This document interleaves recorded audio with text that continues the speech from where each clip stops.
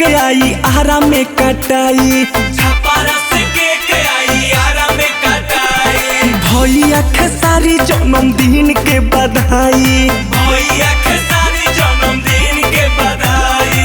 Trending में रहोगा ना YouTube पर छाई, ट्रेंडिंग में रहोगा ना यूट्यूब पर छाई। छपारा से के आई आरा में कटाई, छपारा से के आई आरा में कटाई।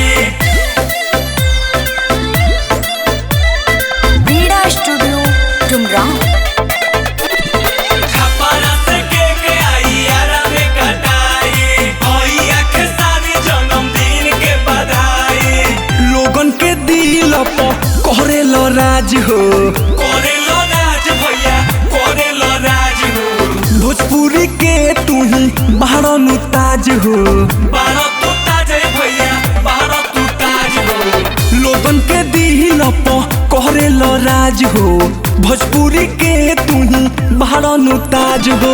अब सब मिली के खुशी मनाई, आओ सब मिली के खुशी मनाई। भैया खेसारी जन्मदिन के बधाई, भैया खेसारी जन्मदिन के बधाई। छपारा से के आई आरा में कटाई, छपारा से के आई आरा में कटाई।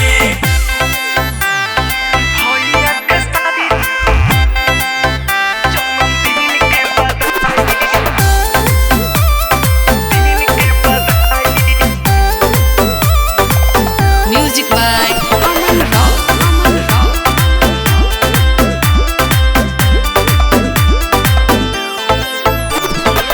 कमर हिलै है आज काजल राघवानी, कोमर हिलै है आजू काजल राघवानी। अक्षरा के संगे संगे सुभी अमर पाली, सुभी अमर पाली हो सुभी अमर पाली।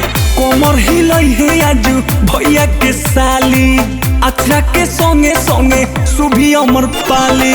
बबुआ विनोदय में झूमे गाई गाई, बबुआ विनोदय में झूमे गाई गाई। छपारा से के आई आरा में कटाई, छपारा से के आई आरा में कटाई। भैया खेसारी जन्मदिन के बधाई, भैया